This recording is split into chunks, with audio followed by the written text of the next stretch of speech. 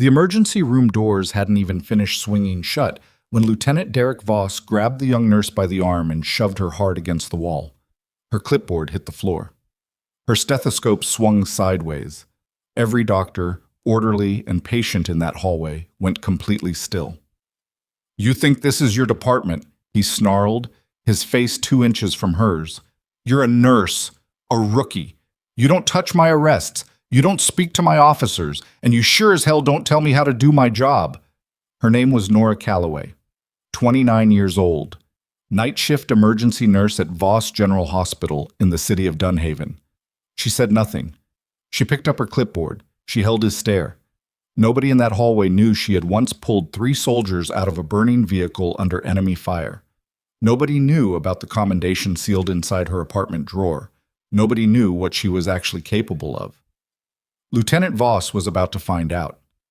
If this story already has you hooked, hit that follow button right now, give this video a like, and drop a comment telling me what city you're watching from. I want to see how far this story travels. Now let's get into it. The overnight shift at Voss General Hospital always started the same way. A lukewarm cup of coffee from the break room machine, a handoff report from the evening crew that never told you everything you actually needed to know, and the specific low-grade anxiety that came from knowing anything could walk through those trauma bay doors in the next 8 hours. Nora Calloway had done this shift so many times that her body ran it on muscle memory.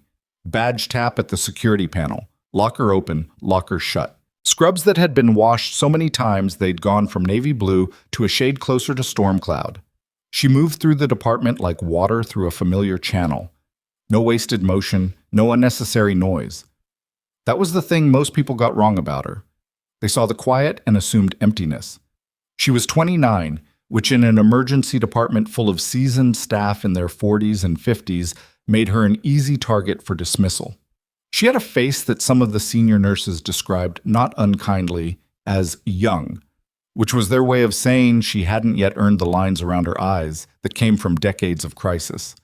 Her hair went up the second she clocked in, and it didn't come down again until she was in the parking garage elevator at 6 in the morning. She worked with her head down and her hands moving, and she did not make a point of explaining herself to people who hadn't asked. Her supervisor, charge nurse Deborah Falk, had told her 3 weeks ago that she needed to work on her approachability. "You're technically excellent," Falk had said, with the careful tone of someone delivering a verdict, "but the team doesn't always feel like you're a team player." Nora had nodded and said she'd work on it. She had no idea what working on it was supposed to look like. She'd always thought doing the job correctly was the point. The first 4 hours of the shift were busy, the way overnight shifts were always busy. A man in his 60s with chest tightening that turned out to be a panic attack. 2 car accident victims from the interchange on Route 9. A teenage girl with a laceration above her eyebrow that required 8 stitches and a lot of patience. Nora moved between them without being asked, reading the room the way she'd been trained to read a field, identifying what needed doing and doing it. At 1:40 in the morning, the police showed up. 2 patrol cars first, then a third, then Lieutenant Derek Voss in his unmarked vehicle, the engine still running when he got out. He walked like the building had been waiting for him. That particular walk, chest forward, chin up, the specific body language of a man who had learned early that projecting authority was easier than earning it. Nora had seen it before, in different uniforms, in different latitudes, and it never meant anything good. They had a suspect in custody. A man named Garrett Lowe, 34, brought in with what the arresting officers were describing as injuries sustained during the arrest. He was handcuffed to the gurney rail. He was conscious and talking, though not coherently. There was swelling around his left eye that was fresh enough to still be changing shape. And when Nora pulled back his sleeve to get a blood pressure reading, she found bruising on his inner forearm that was patterned in a way she recognized. She didn't say anything yet. She finished the assessment, pupils reactive, BP elevated but not critical. She noted everything down with the same precision she applied to everything else, and then she went to find the attending physician on duty, Dr. Brendan Okafor, who was currently managing the chest pain patient in Bay 3. "The arrest in Bay 6, she said, keeping her voice low. "He's stable, but the bruising pattern on his left arm is consistent with, I'll get to him. The pattern looks like Nora." Okafor looked at her with the particular exhaustion of a man who had been managing too many things at once for too many consecutive hours. I'll get to him. Give me 8 minutes. She went back to Bay 6. One of the officers was standing at the foot of the gurney, watching Garrett Lowe with his arms crossed. The officer was young, maybe 26, and he had the kind of stiffness in his posture that Nora associated with people who were trying hard not to look nervous. He said his shoulder hurts, Nora said, pulling on fresh gloves. I need to do a range of motion check. He's in custody. He's a patient in a hospital emergency department. That's the operational priority right now. She said it without heat, which seemed to confuse the officer more than anger would have. I'm not removing the restraint. I'm checking the joint. She was halfway through the assessment when she heard the voice behind her. Step away from my prisoner. She turned. Lieutenant Derek Voss was standing at the bay entrance, all 6 feet 2 inches of him, and he was looking at her the way certain men looked at anyone they'd decided didn't belong in the room. I'm his nurse, Nora said. I'm doing an assessment. I didn't ask what you were doing. I said step away. The bay had gotten quieter. Orderly Marcus Webb, who was restocking the supply cart 3 feet away, had stopped moving. The young officer at the foot of the gurney was staring at a fixed point on the wall. Nora straightened. She was 5'4". She tilted her head back slightly to look at him straight. Sir, this man is in my care. I have a clinical obligation. You have an obligation to stay out of a police operation. Voss stepped into the bay. He was not shouting. Men like him rarely shouted in the early stages. The quiet was the warning. This is an active custody situation. You don't touch. You don't question. You don't interfere. I'm not interfering with custody. I'm providing medical care. He reached out and gripped her arm just above the elbow. Not hard enough to bruise, but hard enough to be unmistakable. He walked her backward out of the bay and into the corridor. And because the alternative was falling, Nora moved with him. That was when the clipboard hit the floor. He'd released her arm and stepped back, and the movement had knocked it from her hands. It landed on the linoleum with a flat crack that echoed in the sudden silence of the corridor. Every head in the emergency department turned. Voss didn't look at the clipboard. He looked at her. You're going to stand over there, he said, pointing toward the nursing station. And you are going to stay out of my way. Are we clear? You just put your hands on a hospital employee, Nora said. Her voice was completely level. She didn't know later how to explain that. Something had just settled in her, the way it always did when things got bad. The worse the situation, the quieter she got. In a clinical care environment, are we clear? I want to speak to the charge nurse and hospital security. That seemed to surprise him, or maybe irritate him. It was hard to tell which. He turned to the nearest orderly, who happened to be Marcus Webb, who happened to be the last person in that hallway who wanted to be involved in this. Get her supervisor, Voss said. Deborah Falk arrived in under 2 minutes, which told Nora that Falk had been watching from somewhere nearby. She took in the scene, the clipboard still on the floor, Nora standing against the wall, Voss with his arms crossed, and Nora watched Falk make the calculation behind her eyes. Lieutenant Voss, Falk's voice was carefully neutral. Is there an issue I can help resolve? Your nurse interfered with a custody situation. I was providing care to a patient, Nora said. I've documented the assessment findings, Nora continued, looking at Falk rather than Voss. There are injury patterns on the patient's arm that I'd like the attending physician to review before Nora. Falk said her name the same way she'd said it 3 weeks ago in the approachability conversation. The same tone, the same message beneath the word. Nora stopped. Voss turned to Falk. I'd like her removed from the department for the remainder of this situation. She's obstructing a police matter. That's not accurate, Nora said. Nora. Again. Falk looked at her for a long moment and then said, Why don't you take a break, step out to the corridor by the ambulance bay, get some air? I have patience. I'll cover your patience. Step out. It wasn't a request. Nora knew what it was. She picked up her clipboard from the floor. Nobody helped her. Nobody said anything. And she walked toward the ambulance bay exit. She could feel every eye in the department on her back, and she kept her shoulders level and her pace even, and she did not let anything show on her face. The ambulance bay was cold at this hour, the concrete sending chill up through the thin soles of her hospital shoes.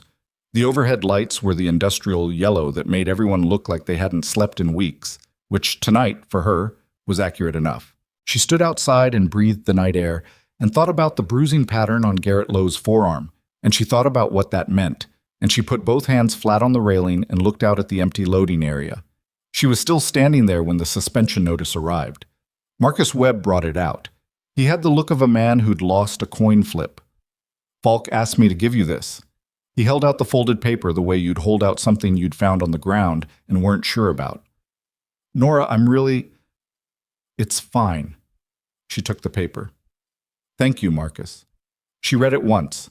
Temporary suspension, pending review, effective immediately, signed by Deborah Falk with a notation that hospital administration had been informed.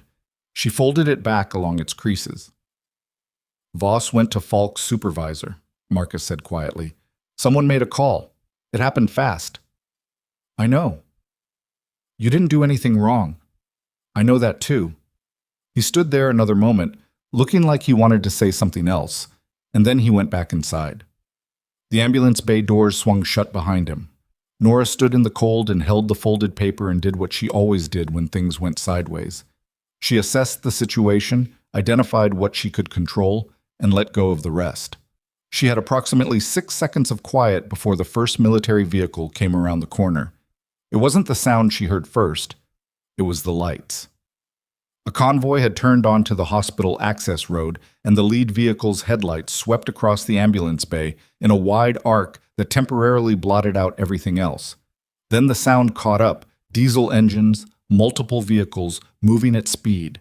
3 Army transport trucks, 2 black government SUVs, a military police vehicle with its amber lights running. They came in fast and organized, and they pulled into the ambulance bay with the precision of people who had done exactly this before, in harder places than a hospital parking lot. Nora straightened. She stepped back against the wall to give them room. She watched the vehicles brake and park in a formation that immediately blocked the main ambulance access, which told her whoever was coordinating this had made a command decision that their arrival was the priority. The lead SUV's door opened, and a man in Army combat utilities stepped out. He was somewhere in his late 40s, built like someone who had spent decades not giving himself permission to slow down, with close-cropped gray hair and the kind of posture that didn't come from a parade ground. It came from years of having to remain calm when everything around you wasn't. He saw Nora and stopped. She saw him and felt something shift in her chest. Not surprise exactly, more like recognition. Colonel James Trent. She'd last seen him 14 months ago at a medical processing facility in a country whose name she wasn't required to document in her civilian employment file.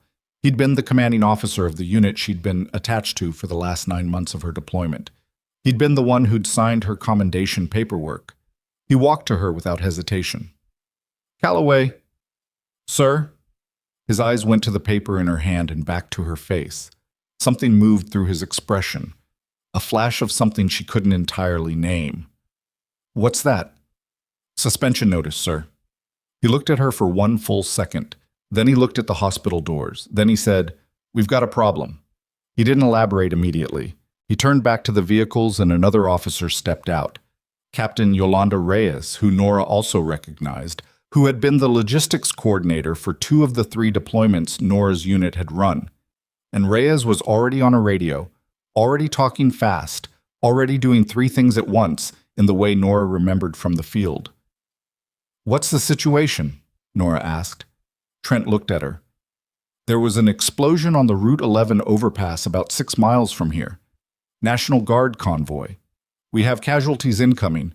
The number is still being confirmed, but we're looking at multiple criticals, possibly more." Nora's mind went to the emergency department she'd been standing in 40 minutes ago.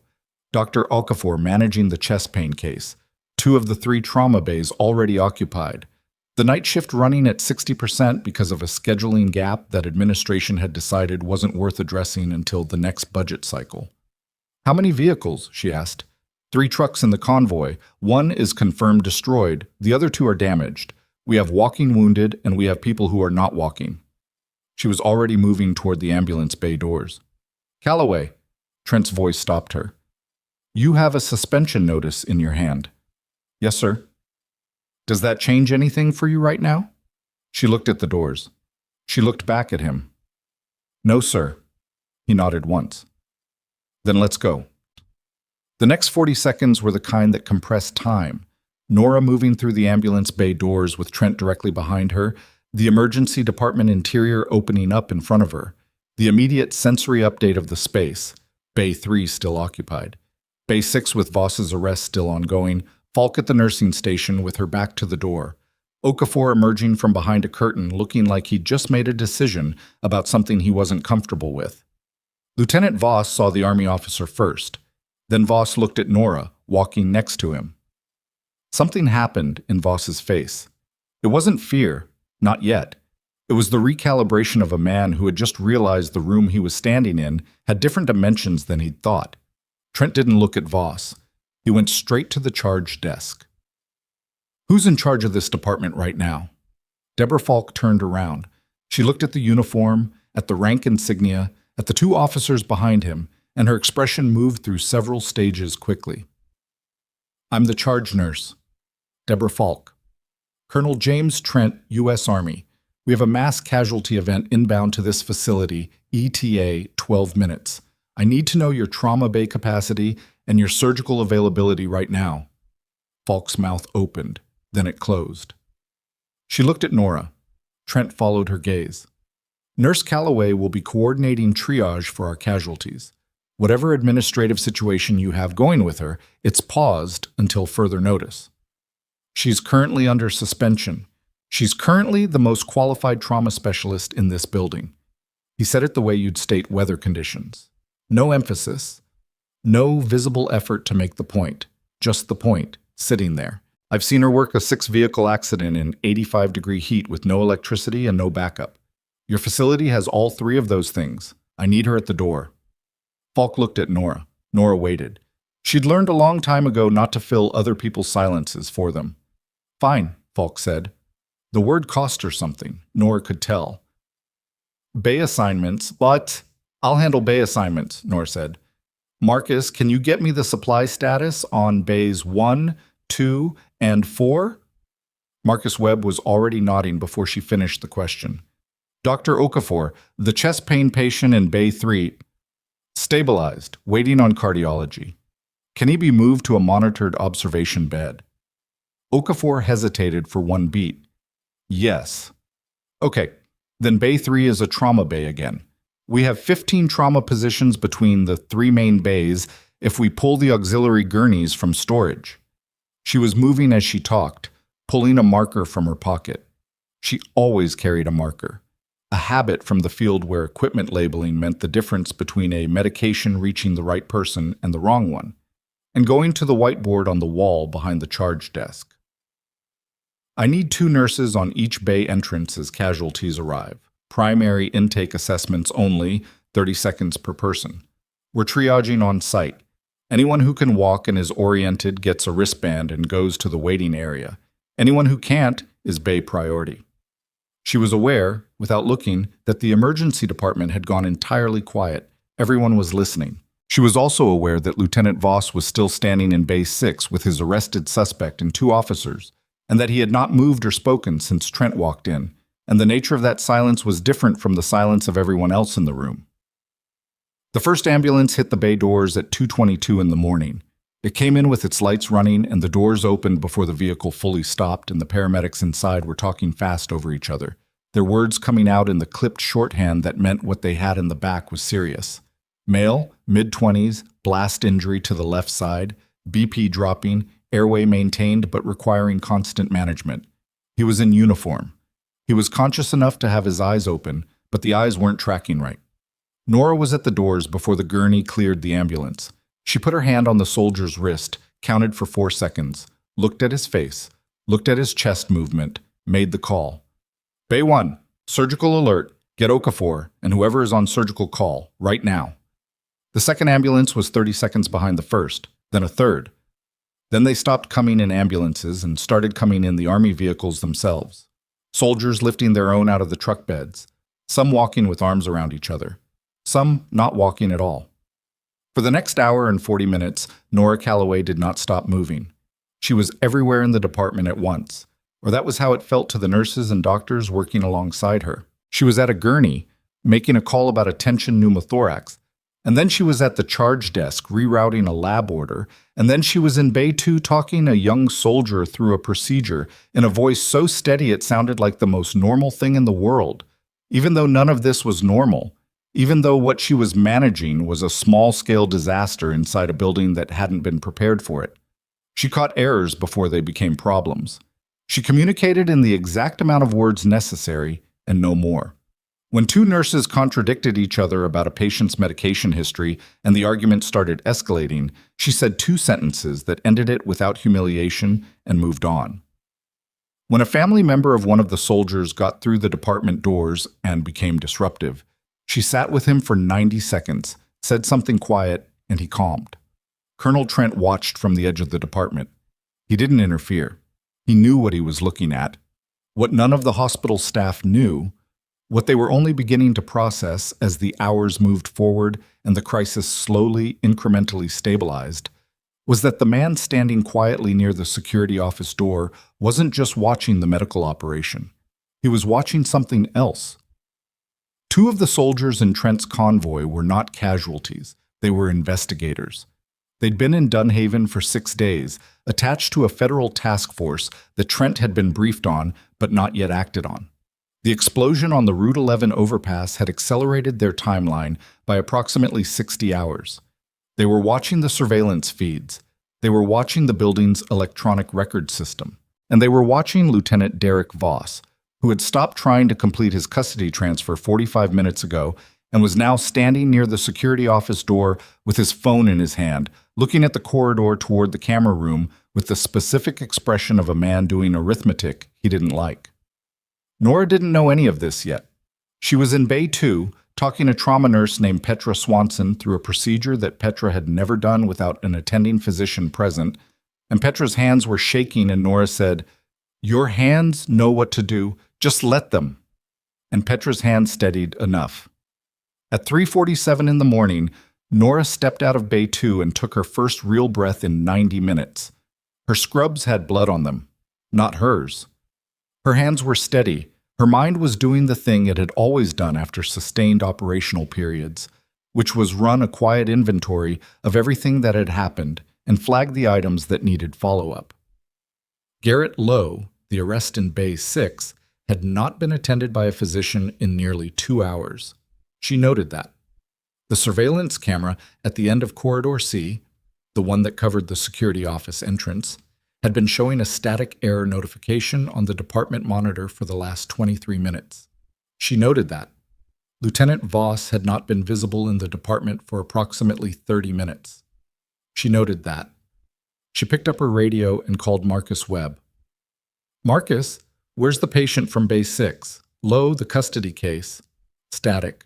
Then, "He was moved to a side room about 40 minutes ago. Different officer with him now, not Voss." "Where's Voss?" A pause. "I don't..." Another pause, longer.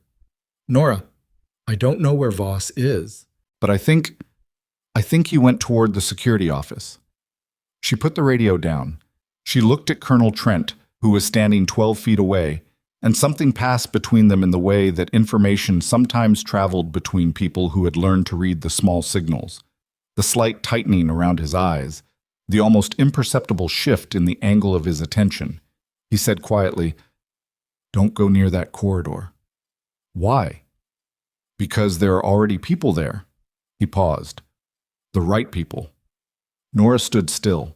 She looked at him and understood that the night had more architecture than she'd been able to see from where she was standing, that this situation had been constructed in layers she hadn't been given access to, and that what she'd understood as a crisis was also something else. "How long has this been in motion?" she asked. Trent looked at her for a moment. "Long enough." He glanced at the corridor. "Let them work."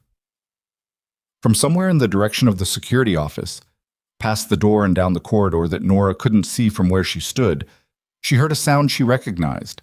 Not loud, not dramatic. The sound of a door opening under resistance. The sound of someone who had not expected to be interrupted being interrupted. The sound of something ending. The sound didn't repeat itself. That was the thing about moments like that. They didn't announce themselves twice. They happened once, and then the silence that followed was a different kind of silence than the one before. heavier somehow, weighted with whatever had just shifted. Nora stayed where she was. Trent had told her to let them work, and she understood that this wasn't a suggestion. It was operational instruction from someone who knew more about the shape of tonight than she did, and she'd spent enough years taking instruction from people with better situational visibility than herself to know when to hold her position. So she went back to work. There were still patients. There were still decisions that needed making every 4 minutes. She walked back into the department and found Petra Swanson charting at the station with the focused, slightly stunned expression of someone who had just surprised themselves, and Nora put a hand briefly on her shoulder as she passed. No words, no pause. Just the gesture, which was enough. Bay 2's patient was stable. Bay 1's soldier had gone up to surgery 17 minutes ago and was still in the OR. The walking wounded were being processed in the waiting area by 2 nurses and a physician's assistant named Tomas Vega, who had come in 40 minutes early for his shift when the mass casualty alert went out and had not complained about it once. The department was still busy, but it had found a rhythm. That was the difference between a crisis and a managed situation. Not the absence of problems, but the presence of a rhythm. Once you had rhythm, you could sustain almost anything. At 4:06 in the morning, 3 things happened in close enough sequence that they felt simultaneous. The first was that Dr. Okafor found Nora at the medication dispensary and said, in a voice that was making an effort to stay neutral, "There are federal agents in the building, not Army, FBI."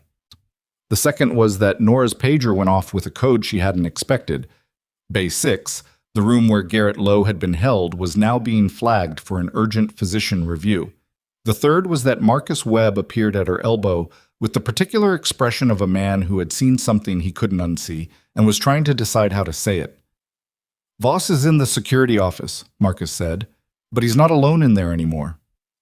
"I know," Nora said. "You knew?" "I suspected." She looked at Okafor. "What kind of federal agents?" Okafor spread his hands. "The kind who show their badge once and don't explain themselves." She went to Bay 6 first because that was the clinical obligation, and clinical obligations didn't pause for anything else. Garrett Lowe was lying on his side with his cuffed hand at an angle that looked uncomfortable, and the officer who'd been assigned to stay with him, a younger man named Sims, according to his nameplate, was standing near the window looking like he was considering a career change. Nora put on gloves and checked Lowe's vitals. His blood pressure had climbed while he'd been left without monitoring. Not dangerously, but enough. She rechecked the bruising on his arm, did it methodically, and documented every finding with the same deliberate precision she would have applied at any other hour of any other night, because documentation was the armor that protected the work from being undone later. "You need to get a physician in here," she told Sims. "Right now. Lieutenant Voss doesn't make medical decisions in this hospital. A physician does. Go find Dr. Okafor and tell him Bay 6 needs him." The officer left. Nora stayed with Lowe, who was looking at her with the clear-eyed wariness of someone who had learned through experience that attention from authority figures usually preceded something bad. "You're going to be okay," she said. She meant it as clinical information, not comfort. He seemed to understand that. He nodded once and looked at the ceiling. She was still in the bay when she heard the voices in the corridor. Not shouting, something worse than shouting, which was the particular controlled intensity of people speaking at low volume who were furious. She recognized Voss's voice because she'd been listening to it for hours. The other voice she didn't know. Male, measured, with the kind of flat economy that came from people who were trained to generate maximum effect with minimum noise. She stepped to the bay entrance without crossing out of it. From there she could see the corridor. There were 2 of them, both in plain clothes, both wearing lanyards with credentials that she couldn't read from this distance. They had Derek Voss between them, not physically restrained, not yet, but positioned in the way that made restraint feel imminent, the way you positioned around a situation you intended to control. Voss's jaw was set, and his hands were at his sides, but the fingers weren't quite still. "You cannot access those files," Voss was saying. "Those are active investigation records under—" "They're not active investigation records," the man on the left said. "They're falsified incident reports. There's a difference." Something moved across Voss's face. It wasn't fear yet. It was the thing that came before fear, which was the moment a person realized that what they'd constructed around themselves wasn't as solid as they'd believed. Nora stepped back into Bay 6. She finished her documentation. She did not think about the corridor, but she thought about the phrase falsified incident reports, and she let it sit in the back of her mind. And she thought about the bruising on Garrett Lowe's arm, and she thought about the escalation pattern she'd been watching in Voss's behavior all night, the aggression, the territorial reflexes, the specific urgency with which he'd moved to shut her down the moment she started looking closely at his prisoner, and the outline of something much larger than tonight began to take shape. She'd seen this before. Not here, not in this building, not in this city, but the architecture of it was the same. When people work to keep observers away from something, they are almost always keeping them away from evidence. She'd learned that the hard way, in a field hospital 3 years ago, when a commanding officer she trusted had tried to redirect her away from a supply inventory that she'd later discovered was covering for a series of falsified casualty reports. That situation had taken 6 months to fully unravel. She suspected tonight would move faster. Marcus found her again at 4:30. He had coffee. She didn't ask where he'd gotten it, and he didn't explain. They stood near the supply room door, which was one of the few places in the department that didn't currently have someone in it. "I heard something," Marcus said. He was turning the coffee cup in his hands, not drinking it. "From one of the investigators. They weren't talking to me. I was in the supply room and the door wasn't fully closed. You don't have to tell me." "I know." He stopped turning the cup. "They were talking about the hospital's emergency report logs, the ones that go back 18 months. They were saying someone had been systematically editing incident reports, patient complaints, officer-involved injuries, anything that touched on police custody cases in this ER. Nora was quiet for a moment. "How far up does it go?" Marcus looked at her. His expression was the answer before the words were. "Further than Voss." She absorbed that. She thought about Deborah Falk making a phone call fast enough to produce a suspension notice within 6 minutes of Voss's complaint. She thought about the chain of administrative decision-making that had moved with unusual speed tonight. She thought about the budget cycle gap in the night shift staffing, the gap that consistently left the overnight emergency department running at reduced capacity. And she thought about who benefited from a department that was too understaffed to notice everything. She said, "Thank you, Marcus." He finally drank some of the coffee. "What are you going to do?" "Keep working," she said. "That's what I'm going to do." She meant it practically, not philosophically. There were still patients. The soldier from Bay 1 was still in surgery. The waiting area still had people in it who needed follow-up assessments. The department didn't stop because the environment around it was undergoing a structural collapse. But she also meant it in the larger sense. She was going to keep working because that was the only answer she'd ever found to situations like this. The situations where power revealed its corruption and there was nothing you could physically do to accelerate the reckoning, where all you could do was be present and accurate and refuse to disappear. At 5:05, Colonel Trent found her in the corridor near Bay 4. He looked like a man who had just closed a door on something and was deciding how to summarize what had been on the other side of it.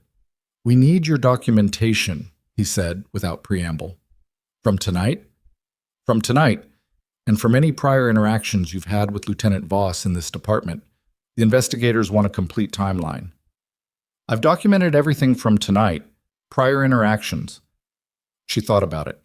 There were 2. One in January, one in March. Both times he was in the ER with custody cases. Both times there were questions about the condition of the individuals he'd brought in. "Did you report those concerns?" "I filed internal incident reports." Trent's expression did something. "Did you receive any response on those reports?" "A follow-up form from administration. Standard acknowledgement. Nothing else." "Where are those reports now?" "In the system." She paused. "Or they should be." He looked at her steadily. "We'll need your access credentials to verify the records. The investigators believe there may be gaps in the hospital's incident log, reports that were filed and then subsequently altered or removed." The words landed in order. Filed and then altered or removed. She held them for a moment and thought about what it meant that her January and March reports might no longer exist in their original form. She thought about what it meant that the administrative response had been so generic, so perfectly uninformative, that she'd had no way of knowing whether anyone had actually read them. "I'll get you everything I have," she said. "I know you will." He paused. "There's something else." She waited. "The explosion on Route 11. He looked at the floor briefly, then back at her. "It wasn't an accident. Preliminary findings suggest a device placed under the roadway, a deliberate targeting of the convoy." The silence between them had weight to it. "The convoy route," Nora said carefully. "Was it predetermined?" "It was filed with the City Transportation Authority 48 hours in advance, standard protocol. And the Transportation Authority has coordination relationships with local law enforcement," Trent said. "Yes." The shape of it expanded again in the back of her mind. Larger than one corrupt lieutenant, larger than falsified emergency room reports. Something that had access to route filings, that had relationships across multiple institutions, that had been operating long enough to build the kind of layered cover that required systematic document manipulation to maintain. She said, "Is that why the investigators were already in the city before tonight?" "They've been here 6 days. The convoy was used as a trace to see who accessed the route filing and whether the access could be tracked to a point of contact within the police department or hospital administration." He paused. "The trace worked." "The soldiers in that convoy," Nora said. The sentence came out different than she'd intended. Not a question, not a statement, somewhere in between. "Volunteer personnel, informed of the risk, all accounted for." He read something in her face and added, "None of them were in your bays tonight, Calloway. The injuries you treated were from the secondary vehicle. It wasn't rigged, it rolled when the lead truck went down. Those were real, and they were not planned." She absorbed that and felt the specific relief of a weight being redistributed. Not removed, just moved into a shape she could carry differently. The soldiers she'd treated tonight hadn't been placed in harm's way as instruments. They'd been caught in the edge of something constructed for a different purpose. That didn't make their injuries less real. It made them something she could look at without the additional layer of guilt about having participated, however indirectly, in whatever operation had put them here. "The person who accessed the route filing," she said. "They've identified them?" "They're close." He looked at the corridor. "We should have a confirmation within the hour." She thought about the timing.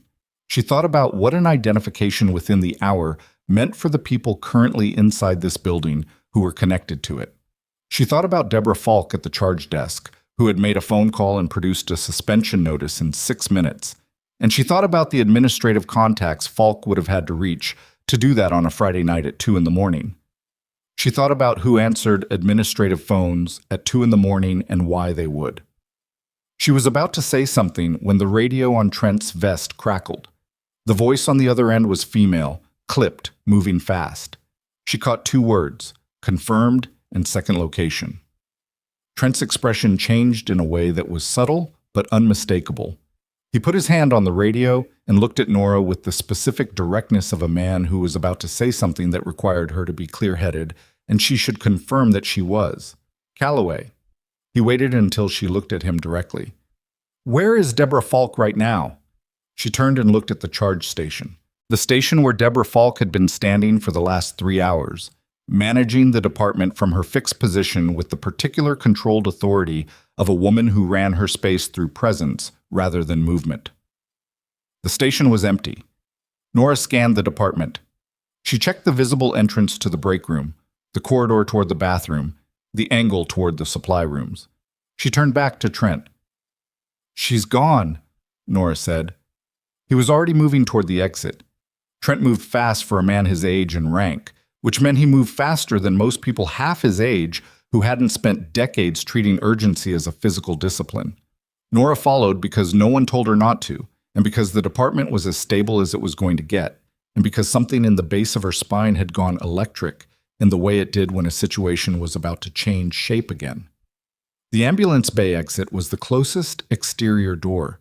Trent hit it at speed, and the cold air came in hard, and they both stopped on the concrete apron and looked at the parking area and the access road and the dark geography of the hospital's exterior at 5 in the morning, which was not nothing to look at.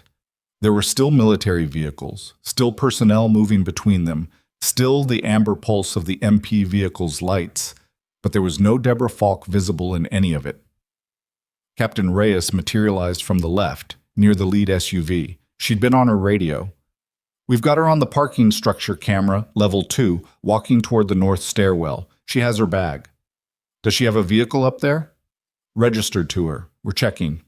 Trent looked at Nora briefly, then back at Reyes. Don't intercept yet. Let's see where she goes. Reyes nodded and stepped away. Nora stood in the cold and thought about Deborah Falk, the woman who had delivered a suspension notice with practiced administrative efficiency at 2 a.m, who had a contact in hospital administration reachable at that hour, who had managed the emergency department tonight with the steady hand of someone who was accustomed to controlling what got seen and what didn't. She thought about the charge desk. She thought about the incident report system. She thought about files that existed and then didn't exist in quite the same form. She was the access point, Nora said. It wasn't a question. Trent didn't look at her.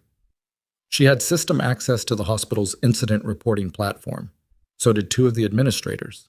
So did someone in records. The investigators have been mapping the edit history on incident reports for the last 4 months. The pattern points to a coordinated group, not one person making individual decisions, but a structure. He paused. Falk was mid-level. She didn't originate it, but she maintained it. For how long? The earliest altered record they found is 22 months ago. He finally looked at her. That's before you started working here. She absorbed that. 22 months of systematic document manipulation meant this wasn't reactive. It wasn't something built in response to a specific event or a specific threat. It had been constructed deliberately, maintained consistently, and protected by people with enough institutional access to make the alterations look like clerical corrections rather than conscious deletions. That required coordination. It required trust between participants. And it required at least one person at the center of it who understood the hospital's administrative architecture well enough to know exactly which records mattered and which ones could be adjusted without triggering review. She thought about Garrett Lowe, handcuffed to a gurney in Bay 6, his arm bruising in a pattern she'd recognized. She thought about how fast Voss had moved to remove her from that bay. She thought about the fact that her incident reports from January and March were potentially no longer in their original form. She thought about all the nurses before her who had filed reports that disappeared.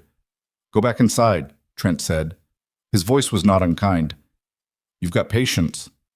I know. The investigators need your documentation. That's the most valuable thing you can give them right now. She knew he was right, which was the frustrating thing. The most useful version of herself in this situation was not the one standing in the cold watching a parking structure.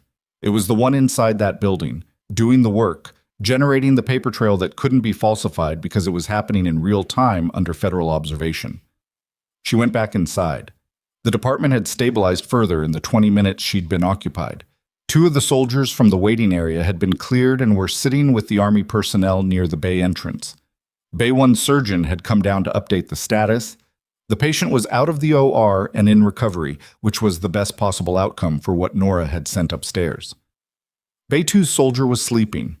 The rest of the overnight admissions were moving through the system the way they should.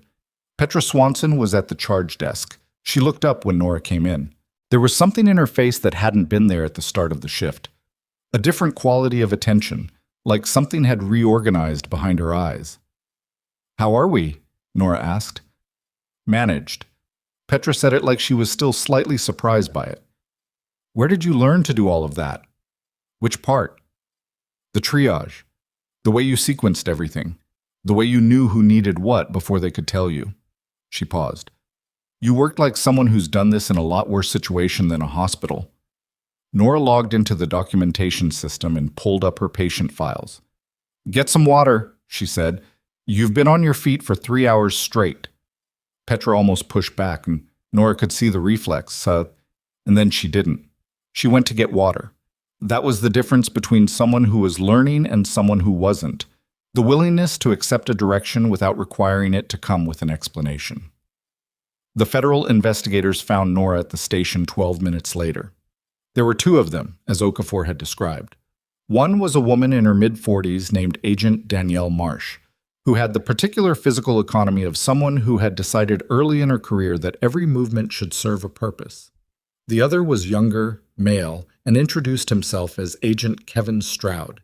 and he had a laptop bag over one shoulder and the slightly over-caffeinated alertness of someone who'd been awake for too many consecutive hours. "We need your records access," Marsh said, "and we need your verbal account of tonight's events in sequence, starting from your initial interaction with Lieutenant Voss." "I can give you both," Nora said. "The verbal account is going to take a while." "We have time." Marsh said it in a way that suggested the time had been made specifically for this and nothing else. They went to a consultation room off the main corridor, one of the family meeting rooms, beige walls and vinyl chairs and a box of tissues on the table that had probably been there since the previous administration. Stroud set up his laptop and Marsh sat across from Nora with a legal pad and a pen that she clicked once and then held still. Nora talked. She started at the beginning of the shift, not at Voss's appearance, because the beginning of the shift was where the department's state was established, what the staffing gaps looked like, which bays were occupied, what the baseline was before the disruption. Marsh didn't interrupt her. Stroud typed. The room was quiet, except for Nora's voice and the keys. When she got to the moment in Bay 6, the bruising pattern, her assessment, Voss's physical removal of her from the bay, Marsh held up one hand. "Can you describe the bruising pattern specifically? Location, distribution, coloration, what your clinical interpretation was?" Nora described it. She used clinical language because that was the most precise language available, and precision mattered here. Inner forearm, distal third, linear patterns, approximately 8 to 11 centimeters in length, 3 to 4 parallel marks consistent with grip or restraint pressure applied to a limb in a specific orientation. The coloration suggested the injury was between 30 minutes and 2 hours old at the time of her assessment. Her clinical interpretation was that the pattern was inconsistent with self-inflicted injury or injury from a fall. Marsh wrote while she talked. Stroud stopped typing and looked at her. "You knew all of that at the time? In Bay 6? "Yes. And you were removed from the bay before you could communicate it to an attending physician." "Falk directed me to step out before I could complete the handoff to Dr. Okafor." "Yes." Marsh and Stroud exchanged a look that they clearly didn't intend to be visible but wasn't fully concealed. Nora noted it and moved on.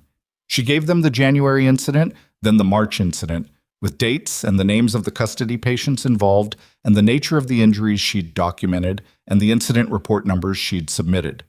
Stroud typed the report numbers and then pulled up something on his laptop and looked at it for a moment. "The January report," he said, "number 2247-J. Do you remember what you wrote in the narrative field?" "I described the patient's injuries and my clinical assessment and my concern about the mechanism. I recommended a formal review of the patient's treatment record." Stroud turned the laptop to face her. "This is what's currently in the system under that number." She looked at it. The report number was correct, the date was correct, the patient information was correct. The narrative field contained 4 sentences that described a standard intake assessment and noted no concerns. It was not what she had written. She sat with that for a moment. The specific quality of it, seeing your own work replaced with something else, something bland and innocuous under your own report number, was different from being told about it. Being told about it was information. Seeing it was evidence. "Same for March?" she asked. "Substantially altered, yes." Stroud closed the laptop. "We're going to need you to write out, as accurately as you can remember, what the original narrative field said in both reports." She could do that. She had a good memory for documentation because she'd trained herself to, in the same way she'd trained herself for everything else, deliberately, because the alternative was relying on circumstances that couldn't be controlled. She could reconstruct the substance of both reports without significant gaps. She was halfway through the January reconstruction when the door opened. It wasn't Marsh who'd opened it. Marsh's posture changed, which told Nora this was unexpected. Stroud's hand went toward his jacket in the automatic way of someone who had been trained to reach for something at sudden movement, and then stopped.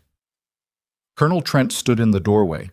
Behind him, barely visible in the corridor, were 2 uniformed officers Nora didn't recognize. "We have a development," Trent said. He was looking at Marsh. "We're in the middle of—" "I know. This changes the timeline."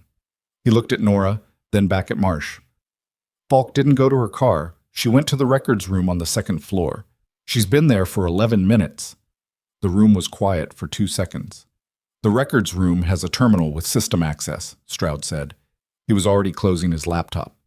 Yes, Trent said, and the building's internal network logs are being monitored. She's made 14 access attempts in 11 minutes, all on the incident reporting system. The first 7 were successful. She's been pulling records and attempting to export them. Attempting, Marsh repeated. The export function was disabled remotely 20 minutes ago when the investigators identified her on the parking camera. She doesn't know that. She thinks she's moving files. She's actually generating a log of exactly what she's trying to remove. Nora put down her pen. She looked at the legal pad in front of her, at the partial reconstruction she'd been writing, and thought about the inverse of what Falk was doing. Falk trying to remove evidence of what had been done. Nora sitting in this room building a record of it from memory.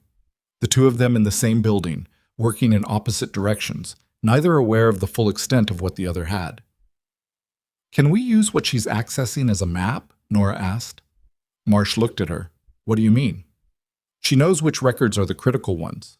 She's prioritizing. The order in which she's accessing them tells you what she's most worried about. Nora paused. That's more useful than the records themselves, which you probably already have from the backup system. Her access sequence is a hierarchy of what she thinks can hurt her most. Marsh and Stroud looked at each other again. This time the look was different. She's right, Stroud said. I know she's right. Marsh stood. She picked up her legal pad. She looked at Nora with the careful, recalibrated expression of someone who was adjusting their assessment in real time. Don't go anywhere. She said it to Nora, then turned to Trent. Let's go. They left. The door closed. Nora sat in the beige consultation room and looked at the box of tissues on the table and thought about 22 months of falsified records and the specific administrative labor that required.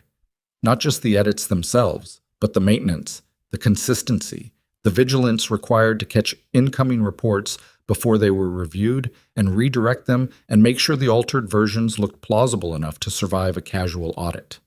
That was not a casual operation. That required a system. She thought about what Trent had said. She didn't originate it. Someone had originated it. And Falk, in the records room on the second floor, moving through her prioritized list at the terminal she believed was still functional, was generating a map to exactly that person. Nora picked up her pen and kept writing. She finished the January reconstruction. She started the March one. She was 3 paragraphs into it when she became aware that the quality of sound from outside the consultation room had changed. Voices, movement, a pace that was different from the department's operational rhythm.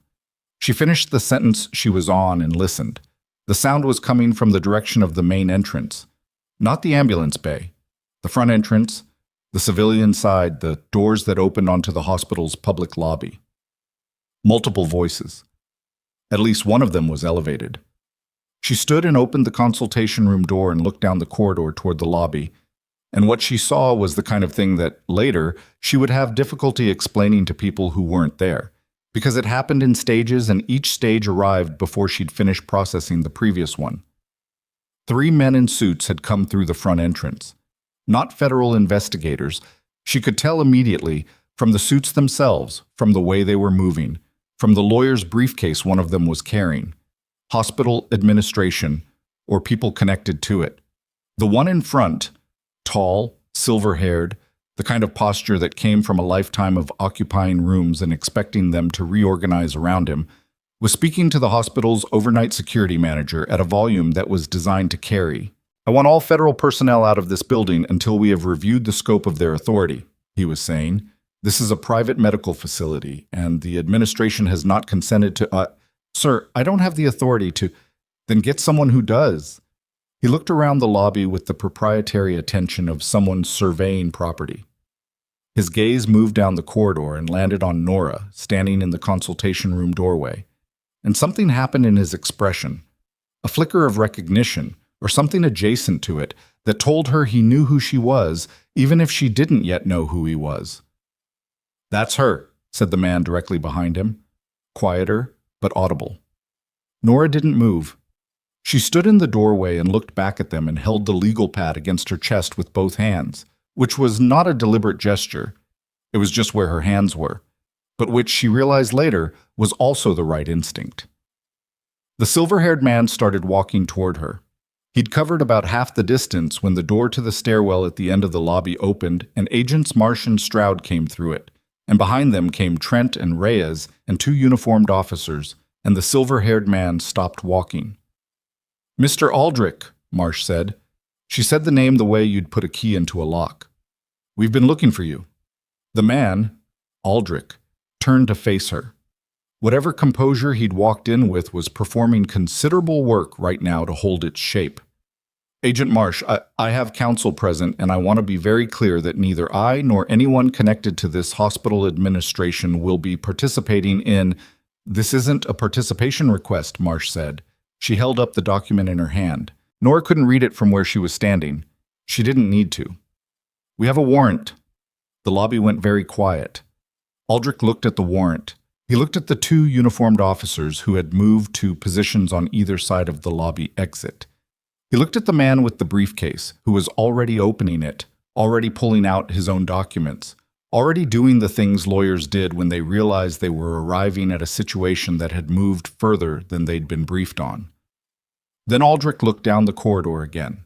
He looked at Nora. And Nora understood, in the way that things sometimes became clear all at once rather than incrementally, that the man standing in this lobby at 5:30 in the morning with a lawyer and an objection was not just hospital administration. He was the person who had built the system. He was the one Trent had meant when he said Falk hadn't originated it. He was the reason the incident reports existed in altered form. He was the reason the night shift ran understaffed. He was the reason a phone call at 2 in the morning produced a suspension notice in 6 minutes. He was the infrastructure beneath all of it, the original architecture. And he had come to the hospital tonight not because the investigators had compelled him, but because something had gone wrong with his system and he'd needed to see it himself. He'd walked into the building to fix a problem. He'd walked into the building where the investigators were already waiting. Nora looked at him for one more second. Then she looked down at her legal pad and found her place in the March reconstruction, and she kept writing because that was what the moment required, and because the work was not finished, and because the best thing she could do right now for everyone who had filed a report that got erased was to build something from memory that could not be erased again. She was 2 sentences from the end of the reconstruction when her pen ran out of ink. She looked at it. She looked at the corridor, where the situation with Aldrich and his lawyer and Marsh and Trent was ongoing, voices rising and falling in the technical, structured way of people managing a confrontation through procedure. She looked at the legal pad, at the 2 sentences she had left. She didn't have another pen. She stood there for 3 seconds, which felt longer, and then Marcus Webb appeared at her elbow from nowhere in particular, the way he'd been appearing all night, and held out a blue ballpoint. She took it. "Thank you." "What are you writing?" he asked. "Everything," she said, and finished the page. But when she reached the bottom of the last sheet, she flipped back to the top and reread what she'd written, checking it the way she always checked her work, methodically, without rushing, looking for gaps. And on the 3rd page, she found something she hadn't noticed when she wrote it. A name in the March reconstruction. A name she'd written because it had been in the original report. A name she'd documented as the officer who had been present during the custody case in March, who had given her a verbal account of the patient's transport history, whose account she'd noted as inconsistent with the visible injury pattern. The name was not Derek Voss. It was a different officer, one she hadn't seen tonight, one who, as far as she knew, was not currently in the building and had not been named in anything she'd heard in the last 4 hours of conversation between investigators and military personnel. She looked at the name. She thought about the structure Trent had described. Not one person, but a network. She thought about Aldrich in the lobby, and Falk in the records room, and Voss in the security office. And she thought about the specific geometry of a network, which required nodes, which required more connection points than the ones currently visible. She picked up her radio. She looked for Trent. The radio went to static. Then Reyes's voice came back. "Trent's occupied. What do you need?" "There's a name from a prior incident that I don't think the investigators have yet. An officer, not Voss." A pause. "How sure are you?" Nora looked at her own handwriting on the legal pad, at the name she'd put there because she remembered it clearly, because she always remembered clearly, because that was the discipline. "Completely," she said. The radio went quiet for 4 seconds. Then Reyes came back, and her voice had a different quality than it had 5 seconds earlier. "Spell the name," Reyes said. "Slowly." Nora spelled it. Another silence, longer this time. And in the lobby she heard Marsh say something sharp to someone, and she heard a door open that shouldn't have been opened, and then she heard running. The running sound came from the north stairwell, the same stairwell Falk had used to reach the records room. And it was the specific sound of someone moving fast who hadn't planned on moving fast. The irregular rhythm of footsteps that were reactive rather than intentional. Nora stepped out of the consultation room into the corridor. She could see the lobby from where she stood. Marsh had turned away from Aldrich and was moving toward the stairwell door. Stroud was already through it. The two uniformed officers who'd been positioned at the lobby exit had broken their stance, and one of them was following, hand on his radio calling something in. Aldrich's lawyer had his hand on Aldrich's arm. Aldrich himself was very still, watching the stairwell door with the expression of a man who had just seen his most important calculation fail. Trent appeared at Nora's shoulder. "The officer," he said. "The name you gave us." "He was in the building." She turned. "He was here tonight?" "Came in 40 minutes ago through the staff entrance on the east side. Signed in as a liaison officer for the Voss situation. Nobody flagged it because the name was on a pre-approved access list." Trent's jaw was set. That list was generated by hospital administration. The piece connected cleanly. The pre-approved list was another layer of the system. Access management, controlled by the same administrative infrastructure that had managed the incident reports.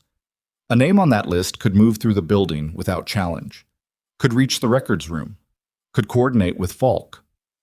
"Did he get to her?" Nora asked. "We don't know yet. Stroud went up ahead of Marsh." From the stairwell, through the closed door, there was a sound that wasn't footsteps. A flat, sharp sound that hit the concrete walls and came back muffled. Nora had heard that sound in enough context to know what it was, and the knowing of it moved through her body before her mind had fully caught up. Trent was already at the stairwell door. He had a hand radio in his hand that he hadn't reached for consciously. The motion had been automatic, the muscle memory of a man who had operated in situations where the distance between instinct and action was measured in tenths of seconds. "Stroud," he said into the radio. "Report." Static. 4 seconds of it. Then Stroud's voice, slightly compressed. "Second floor, north corridor. Officer down. Need medical immediately." Nora was through the stairwell door before Trent finished his next transmission. The stairs were standard hospital construction. Concrete and industrial paint, emergency lighting mounted at knee level that threw the space into a flat gray that flattened depth and made everything look two-dimensional. She took the first flight without thinking, her hand on the rail not for support but for orientation, her footsteps finding the cadence of someone who had climbed stairs fast in bad conditions and knew how to keep her footing. Second floor. She pushed through the fire door and the corridor opened up in front of her. Stroud was 20 feet down the hallway, crouched beside a figure on the floor.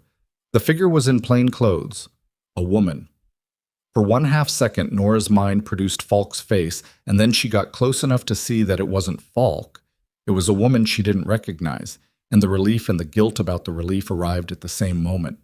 She reached Stroud and dropped to her knees. The woman was conscious. Mid-30s, dark jacket, one hand pressed to her own upper arm, blood seeping through her fingers at a rate that was concerning but not immediately catastrophic. "Gunshot?" Nora asked Stroud. "Grazed. She went down when he pushed past her. I think she caught the door frame on the way down." Nora looked at the woman's arm more carefully. The laceration was deep, 3 inches, maybe 4, but the blood flow pattern suggested it was a flesh wound from a scraping impact rather than penetration. The door frame, like Stroud said. She pressed her own hands over the woman's and applied direct pressure and looked up. "Who is she?" Nora asked. "Building security, night supervisor." Stroud was on his radio. "He came out of the records room and ran. She tried to stop him." "And Falk?" Stroud pointed down the corridor. At the far end, the records room door was standing open. Trent came through the fire door behind them. He took in the scene in one sweep. "Is she stable?" "For now," Nora said. "She needs sutures and imaging, but she's not in immediate danger. I need a kit from the floor supply room." "I'll get it." Trent moved.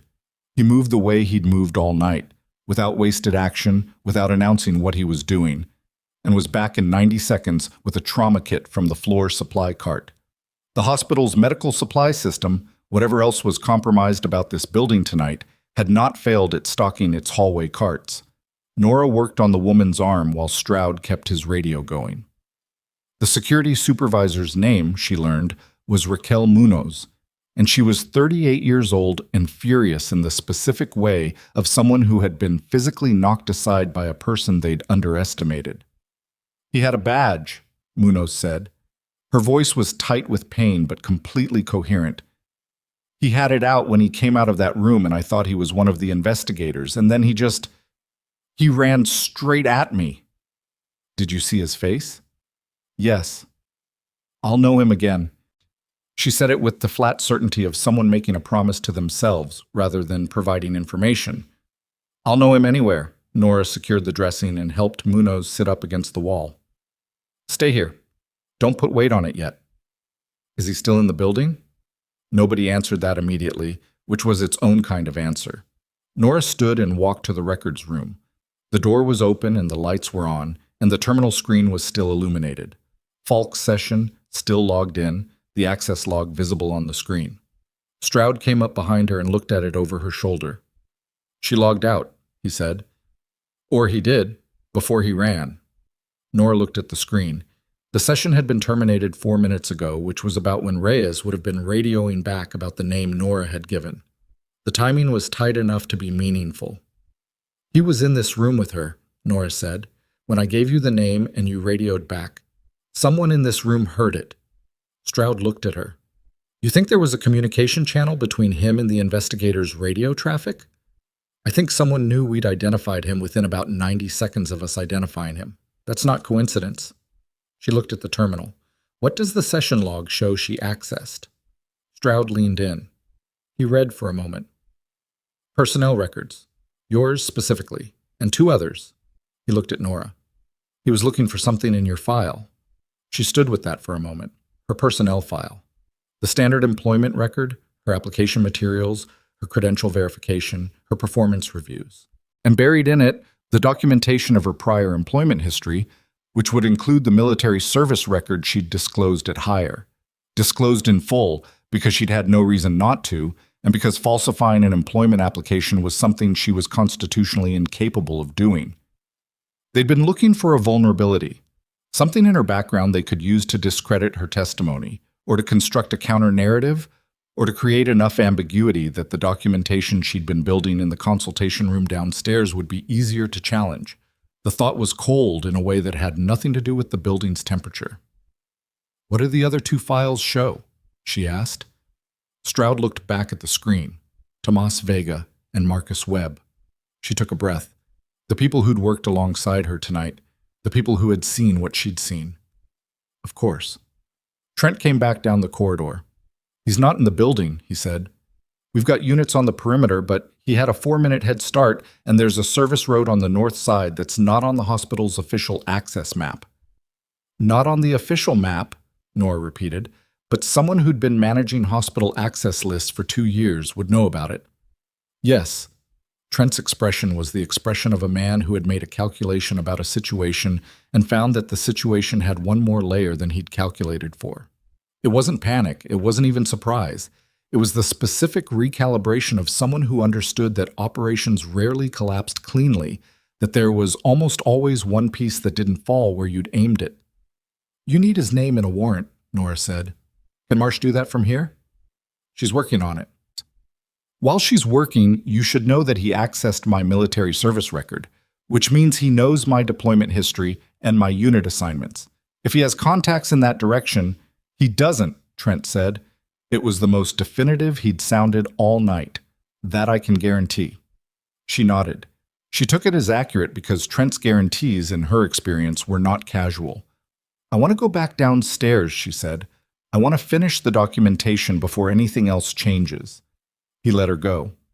She walked back through the fire door and down the stairs, and into the emergency department where the overhead lights were doing their relentless fluorescent work, and the department was still running, still managing, still doing the ordinary necessary work of a hospital in the hours before dawn. She went back to the consultation room. She sat down. She found her place in the reconstruction. She kept writing. She finished at 6:14 in the morning. She read it through twice. She signed her name and the date and the time at the bottom of each page, the way she'd been trained to authenticate field documentation, and she left the legal pad on the table and went to find Marsh. Marsh was in the administrator's office on the ground floor, the office that under normal circumstances belonged to someone in hospital management, which tonight made it available for use precisely because the people it normally belonged to were occupied elsewhere. She was on a phone call when Nora knocked. She held up one finger and kept talking. Nora waited in the doorway. She was tired in the way that came after sustained concentration, not the loose, unfocused exhaustion of a bad night's sleep, but the specific heaviness behind the eyes that meant her mind had been running at operational capacity for too long. She knew from experience that this kind of tired didn't respond to willpower. It responded to food and horizontal surfaces and time, none of which were immediately available. She thought about Garrett Lowe in Bay 6, whose injuries were now part of a federal record. She thought about the January and March patients, whose original report she'd just reconstructed from memory. She thought about all the people who'd filed complaints that went nowhere and left them wondering whether they'd been wrong about what they'd seen. They hadn't been wrong. Marsh ended her call. "Sit down," she said. Nora sat. She put the legal pad on the desk. Marsh looked at it. She picked it up and paged through it without reading it thoroughly, just enough to assess the volume, the structure, the dates. "This is your reconstruction of the original incident reports?" "Yes, both of them. As accurate as I can make them from memory." "How accurate is your memory?" "I remember what I document. It's a habit." Nora paused. "My unit in the field operated in environments where communications failed regularly. Paper documentation that could be recalled and reconstructed verbally was a backup system. I trained for it." Marsh looked at her for a moment with the evaluating directness of someone deciding how much weight a thing should carry. "The officer who ran. His name is Weston Farr. He's been with the Dunhaven PD for 11 years.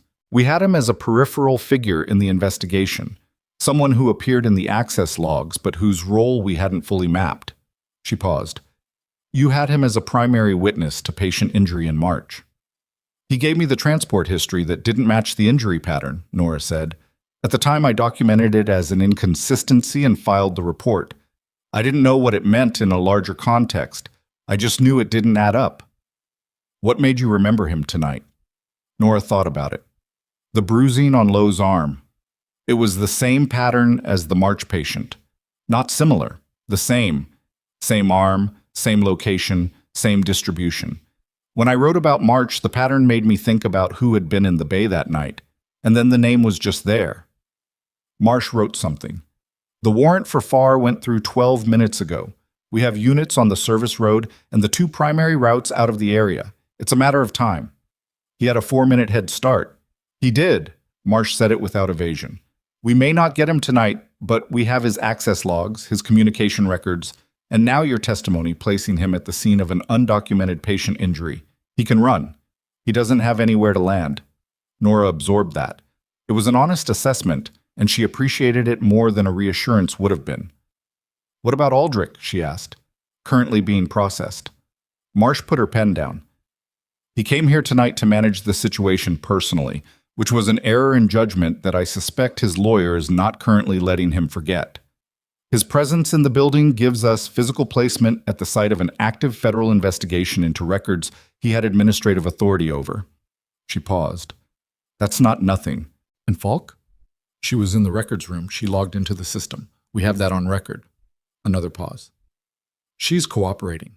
Has been cooperating since Stroud found her in the room. She was sitting at the terminal when he got there. She didn't run." Something in Nora's chest did something complicated. Not sympathy exactly, not its absence either. Falk had spent years maintaining a system that erased the concerns of the people she was supposed to be supervising. She had used her administrative position to protect a network that intimidated and discredited honest medical workers. But she had also sat at that terminal and not run, and that distinction mattered, even if it didn't change what she'd done. She told us things we needed, Marsh said. That's going to be relevant to how her situation is handled. Nora nodded. She didn't have anything to add to that, and she recognized when a topic had reached its natural boundary. She stood. She picked up the empty legal pad. She'd filled all the pages, and looked at Marsh. Is there anything else you need from me right now? Your formal statement, recorded on camera at a time and place of our choosing in the next 48 hours. Marsh met her eyes.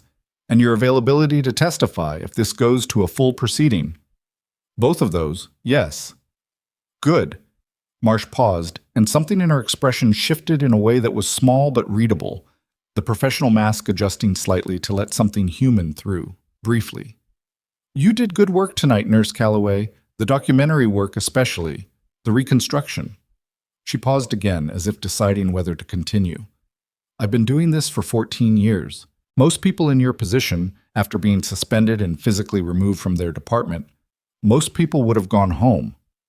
Nora thought about that. She thought about the parking garage, the cold concrete, the elevator she could have taken to her car.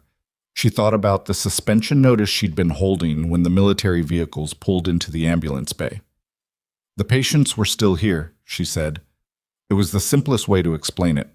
Marsh nodded. I know. She picked up her phone. Go check on your department. The emergency department at 6:30 in the morning had the particular quality of a space that had been through something and was still deciding how to feel about it. The overhead lights hadn't changed. The equipment was where it had always been. The linoleum was the same institutional pattern it had always been. But the people in it were moving differently, more carefully, more deliberately, with the slightly heightened attention of people who had spent a night in a situation that had turned out to be larger than it appeared. Petra Swanson was still at the charge desk. She'd been there for hours. She looked up when Nora came in. How are the bays? Nora asked. Bay 1's patient is in recovery and stable. Bay 2's soldier is awake and asking for food. Bay 3 is clear. Petra looked at her. There are 2 federal agents interviewing Dr. Okafor in the break room. He came out 10 minutes ago to get coffee, and he looked, I don't know, like something had been explained to him that he hadn't been expecting. That's probably accurate. What's happening, Nora? Nora looked at her. She thought about what she could say and what she shouldn't, and she settled on what was true and also not protected. There was a lot more going on in this hospital than most people knew about. The federal investigators are working through it. They'll be here for a while. Petra sat with that. The incident reports, she said slowly, like she was testing the weight of the words. The ones that went nowhere. Yes. I filed one last year about a patient brought in by 2 officers. I documented what I saw and submitted the report and got a form letter back, and nothing else ever happened. I know. Nora met her eyes. That's going to be different now. The break room door opened and Okafor came out. He stopped when he saw Nora.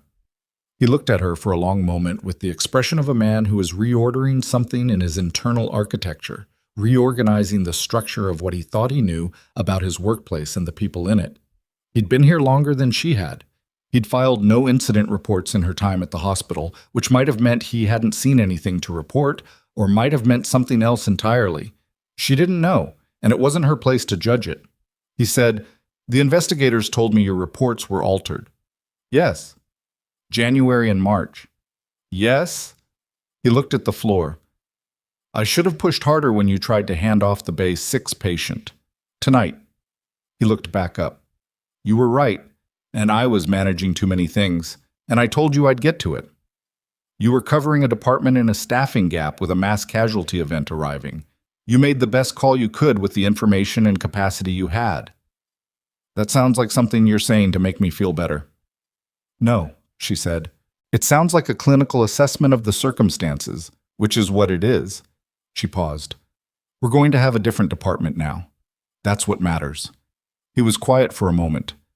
"What you did tonight," he said, and then stopped. He seemed to realize that whatever he'd been planning to say next wasn't going to come out the way he'd meant it, and he'd had enough of the night to know when not to push through. "Thank you," he said instead. It was smaller than what he'd started with and more accurate. She nodded. She left it at that. Marcus Webb found her near the supply room at 6:48. He had a breakfast sandwich from the vending machine in the lobby, and he held it out to her the way he'd held out the pen, unceremoniously, without making a thing of it. "Eat something," he said. She took it. She ate half of it standing up in the supply room doorway, which was not dignified and was also necessary. Marcus leaned against the opposite wall with his arms crossed, and his own coffee, and they stood together in the way that people who had been through a difficult shift sometimes stood, not needing to talk, just existing in the same space, which was its own form of communication. "They talked to me," he said. "The investigators. About tonight. I know, I'm sorry they had to pull you into it." "Don't be." He looked at his coffee. "I've been at this hospital for 7 years, 7 years of filing things and watching things get ignored and telling myself it was just how institutions worked." He paused. "It's not how institutions are supposed to work." "No," she said. "It's not." He was quiet for a moment, then, "There's something happening out front, the lobby. I was coming from the vending machine and there were a lot of people. Media, I think, and some of the day shift staff coming in early." Nora finished the other half of the sandwich. She was aware that the 7 a.m. shift change was approaching, which meant the department was about to change composition, which meant there was a handoff to manage. She went to find whoever was taking over from Petra and discovered that the incoming charge nurse was a woman named Annette Kowalski, 15 years of seniority, who arrived at 6:55 looking like she'd already been briefed on at least some portion of the night. She took the handoff report from Petra with the brisk efficiency of someone receiving a package in complicated circumstances, and she looked at Nora when Petra mentioned her name. "I heard what happened," Kowalski said. Not to explain anything, just to establish that she knew. "The department's stable," Nora said. "Bay 1's patient is the most complex ongoing case. The surgical notes are current. I'll review them." Kowalski looked at her with something that wasn't quite the hostility Nora had been bracing for. It was more complicated than that, the look of someone who had spent years watching the hospital's systems operate in ways they hadn't been comfortable with, and was now watching those systems come apart and wasn't sure yet what to do with that. "You were right," Kowalski said, "about Falk, about how things were being managed. I want you to know I knew some of it, and I didn't—" She stopped, started again. "I didn't do enough." "Okay," Nora said. She didn't say anything else. Some admissions didn't need a response. They just needed to be received. At 7:12 in the morning, Colonel Trent found Nora in the ambulance bay. She was standing in almost exactly the same spot she'd been standing when the military convoy had pulled in. Same railing, same view of the access road, except now the road was half lit by early morning gray instead of dark, and the military vehicles were still there but quieter, and the AM shift at the hospital was beginning its normal rhythms inside the building behind her. "Far," he said. "They found him." She turned. "Where?" "South Junction, Route 9. He tried to cross into the next county. The warrant had flagged his plate." Trent had his hands behind his back. He looked like a man who had been awake all night and had decided that this was simply the condition now and there was no use tracking it. "He's in custody. No incident on the apprehension." She exhaled. It was small, the exhale. Not dramatic, but it was real. She'd been carrying the awareness of Farr's loose end for hours, the specific tension of knowing there was a piece of the structure that was still unsecured, and the release of that tension moved through her in a wave. "That's everyone?" she asked. "Everyone we've identified." He paused. "The investigation is ongoing. There may be others we haven't mapped yet, but the core structure, Aldrich, Falk, Voss, Farr, and the 2 administrators we've identified, that's what we have in hand."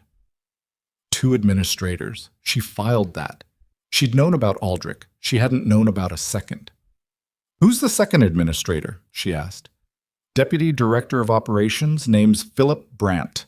He's been with the hospital for 16 years. He was Aldrich's primary operational contact for the record system, the person who had the technical access to make the alterations look like standard administrative corrections." Trent paused. "He was not in the building tonight. The investigators brought him in an hour ago from his home." She thought about 16 years. 16 years of institutional knowledge, of system familiarity, of knowing exactly which records mattered and how to touch them invisibly. 16 years was long enough to become the infrastructure itself, Chick. Not just someone who used the system, but someone who had become indistinguishable from it. What happens now? She asked. Legally? A long process. That's the honest answer. Trent looked at the access road. Federally charged cases rarely resolve quickly. There will be preliminary hearings, discovery, motions. It will take time. And my suspension? He looked at her. The hospital's administrative authority structure is currently somewhat in disarray, he said. It was the driest thing he'd said all night. The suspension was issued by Falk, authorized via Aldrich's administrative chain, both of whom are currently cooperating with federal investigators in ways that make that administrative action legally questionable. He paused. I wouldn't worry about the suspension. She hadn't been worrying about the suspension. She'd put it down when the convoy arrived and hadn't picked it up again. But she understood that its formal resolution mattered, not just for her but for the procedural record, for making sure the thing that had been done to her tonight was documented as having been done improperly, so it couldn't simply be quietly filed away as a routine personnel action. I want it formally rescinded, she said, on record, not just dropped. Yes. He nodded once. You'll have that. From inside the building, through the ambulance bay doors, she could hear the department making its morning sounds. The shift handoff murmur, equipment beeping through its calibration cycles, the specific busy ordinary quality of a hospital beginning a new operational day. She had been in that sound for so many overnight shifts that it was as familiar as her own breathing, and this morning it sounded different. Not better exactly, just different, like hearing a song you've known a long time in a room where the acoustics have changed. She was about to go back inside when her radio went off. It was Stroud's voice, which was unusual. She hadn't expected to hear from the investigators through her radio. Nurse Calloway, this is Agent Stroud. We need you at the front entrance. Now. She looked at Trent. He looked at his own radio, which had gone silent. What's at the front entrance? She asked. He didn't answer because he didn't know, and she could tell from his expression that not knowing was not something he was comfortable with in the current context. They went through the building, through the ambulance bay, through the department, past the charge desk where Kowalski was reviewing the Bay 1 surgical notes, past the consultation room where Nora's filled legal pad was still on the table, through the lobby corridor where she'd watched the silver-haired Aldrich make his failed power move at 5:30 in the morning. She pushed through the lobby doors into the gray morning air of Dunhaven's early hours. The city was doing its sunrise logistics, delivery trucks on the side streets, a few early commuters on the main road, the particular ambient noise of a place that never fully stopped but had different volumes at different hours. The front entrance of the hospital had an overhang and a drop-off loop and a row of concrete bollards along the outer edge of the sidewalk. There were news vehicles on the street, 2 vans, cameras being set up, a reporter she recognized from a local channel doing something with her earpiece. Stroud was standing near the bollards. Next to him was a woman Nora didn't recognize, 30s, civilian clothes, with a digital recorder in one hand and a press credential on a lanyard in the other. This is Sandra Keene, Stroud said. She's a reporter with the Dunhaven Herald. She's been covering the Route 11 explosion since it broke. She has a source inside the hospital administration who apparently reached out to her tonight. Nora looked at the reporter. What kind of source? An administrator who cooperated with the federal investigation and was allowed to make limited contact with legal counsel, Keene said. She had the direct gaze of someone who knew that what she was about to say needed to land clearly. They gave me enough to know what happened in this hospital tonight. The records manipulation, the police coordination, the suspension of a nurse who had filed complaints about patient injuries. She paused. I want to talk to you. Nora stood on the front sidewalk of the hospital where she'd spent the night saving soldiers and being erased by the same institution simultaneously, and she looked at the reporter and at the camera van on the street and at the gray morning of a city that was waking up to a day that would be different because of what had happened in those hours between midnight and now. She thought about the nurses who had filed reports that disappeared. She thought about Garrett Lowe's arm. She thought about Petra Swanson's file from last year that had gone nowhere. She thought about all the patients who had moved through this hospital's emergency department and encountered something that shouldn't have happened and then found that the record of it had been smoothed away. She thought about what going on record meant and what staying silent meant, and what the difference was between the two, and it wasn't a difficult calculation. "Give me 5 minutes," she said. "I need to change into a clean set of scrubs." The reporter nodded. Stroud nodded. Nora turned to go back inside. She had her hand on the lobby door when Stroud said, "Nurse Calloway." She turned. "Before the interview, there's something else. Came in 15 minutes ago from the investigators processing Aldrich's phone records." She waited. "He made 4 calls between 2 and 4 this morning. We have 3 of them accounted for. His lawyer, Falk, and Brandt." Stroud looked at her steadily. "The 4th number belongs to a burner device. We haven't located it yet, but the call duration was 11 minutes, and it was made at 3:22 in the morning." 3:22. Nora ran the timeline. That was approximately 40 minutes before Aldrich had appeared at the hospital's front entrance. 40 minutes before the lawyers and the legal objections and the man in the suit who had looked down the corridor and recognized her face. 11 minutes is a long call for a crisis situation, Nora said. "Yes," Stroud said, "it is. It's long enough to give someone a very detailed set of instructions. That's what we think, too." She looked at him. He looked at her. In the space between them was the implication neither of them was saying directly, that an 11-minute call to an unidentified burner device made by the man at the center of a falsification network 40 minutes before he walked into a hospital full of federal investigators suggested that he had made a calculation. Not a panicked one, a deliberate one. Aldrich had walked into this building tonight knowing investigators were here, which meant he'd walked in anyway, for a reason. Which meant whatever he'd told that burner number in 11 minutes was something he'd needed to say before he walked through those doors and potentially couldn't say again.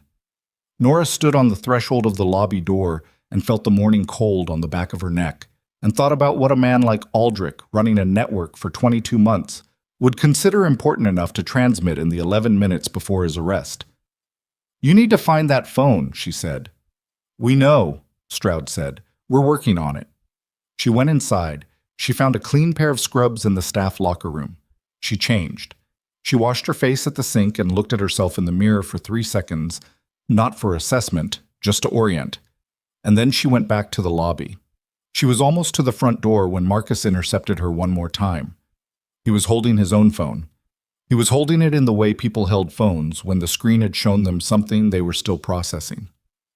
"Marcus," she said. "What is it?" He turned the phone to face her. It was a news alert from the Herald's app. Breaking news, 40 minutes old, probably generated the moment Keene had gotten enough to publish a preliminary piece. Federal investigation at Dunhaven Voss. General. Police lieutenant, hospital administrators detained amid records falsification probe. Below the headline, in the secondary line, suspended nurse identified as federal witness, military officers present at scene.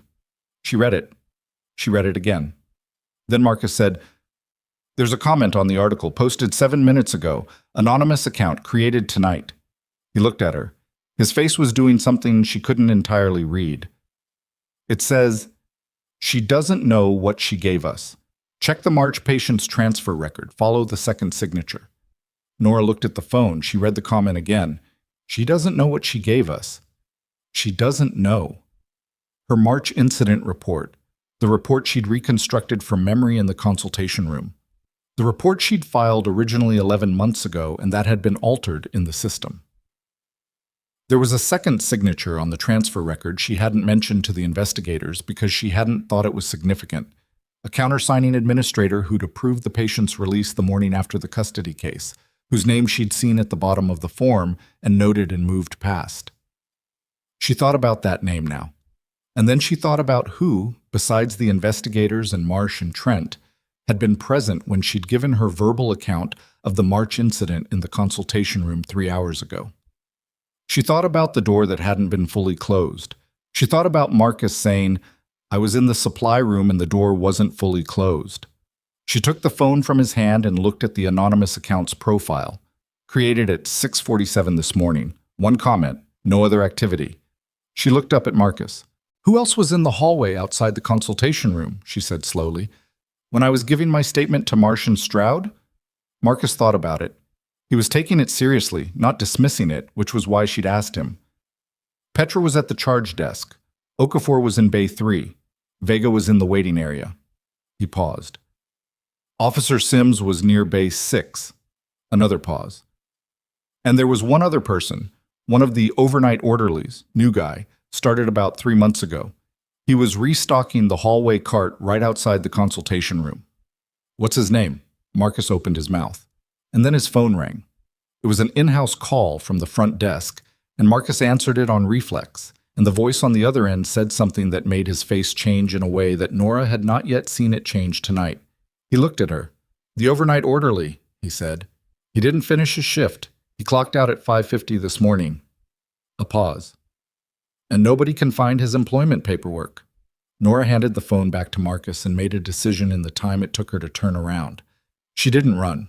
Running in a hospital was how you created secondary problems, and she'd had enough secondary problems for one night. She walked fast, and she walked with direction, and she went straight to the lobby where Stroud was still standing near the bollards talking to Sandra Keene. "The overnight orderly," she said.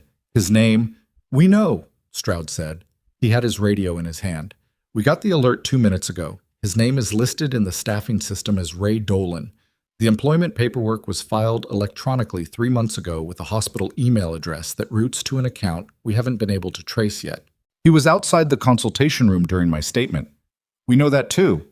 Stroud looked at her. "That's why Marsh is pulling the full statement log right now.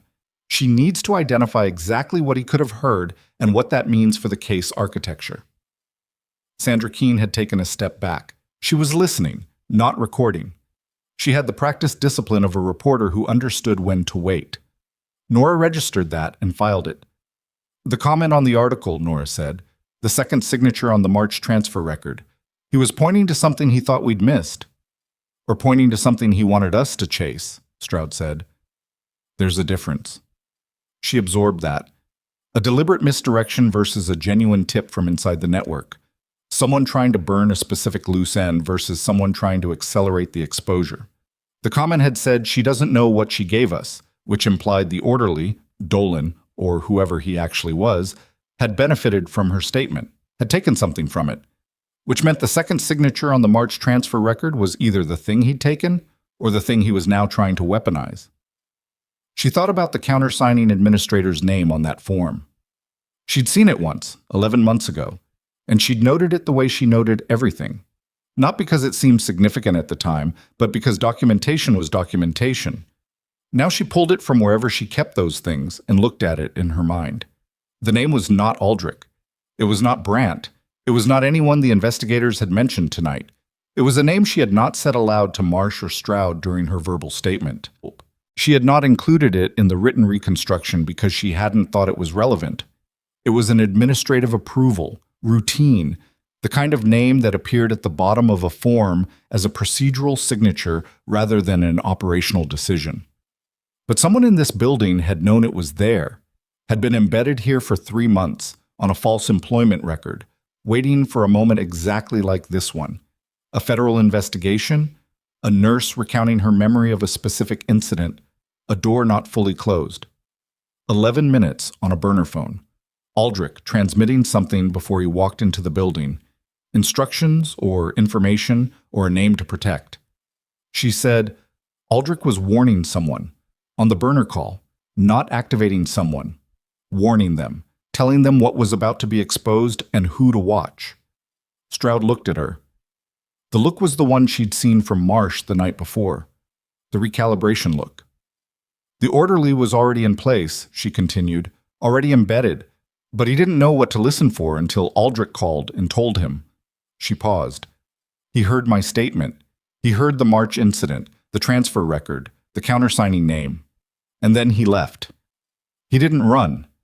He finished his shift, clocked out, and left clean. She looked at Stroud.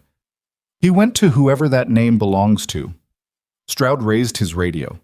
Nora didn't wait to hear the transmission. She went back inside and she went to the consultation room and she picked up the legal pad from the table, the one she'd filled with her reconstructed reports, and she flipped to the March section and she found the line where she'd written the patient's release documentation and she read through it looking for the countersigning administrator's name. She'd left it out. She'd written the report number, the date, the patient information, the injury documentation, the inconsistency in Farr's account. She had not written the countersigning name because she'd been focused on the clinical record, not the administrative approval chain. She picked up her pen and added it now. She wrote it in the margin with the time and a note. Administrative countersignature on March patient release form, not included in original verbal statement to investigators. She wrote the name clearly. Then she tore the page out of the legal pad, folded it once, and went to find Marsh. Marsh was in the administrator's office, on two things at once, phone to her ear, Stroud's information coming in through her earpiece simultaneously. She saw Nora in the doorway and held out her free hand. Nora put the folded page in it. Marsh opened it, read it without changing her expression, and then read it again. She ended the phone call. She looked at Nora. "This is the name from the March form?" "Yes." "You're certain?" "I documented it when I saw it. It's in there." Marsh was quiet for 2 seconds. Then she said, "This is the name of the City Transportation Authority's Director of Logistics Coordination." The silence that followed was the kind that arrived when a structure you'd been examining from one angle suddenly revealed the angle you'd been missing. The Transportation Authority. The people who had received the National Guard convoy's route filing 48 hours before the explosion on Route 11. The people through whom the route information had been accessed and evidently transmitted. Not just a hospital records scheme, not just a police corruption network, something that had a node in the Transportation Authority with access to convoy routes, with the ability to feed operational information to whoever had placed the device under the overpass.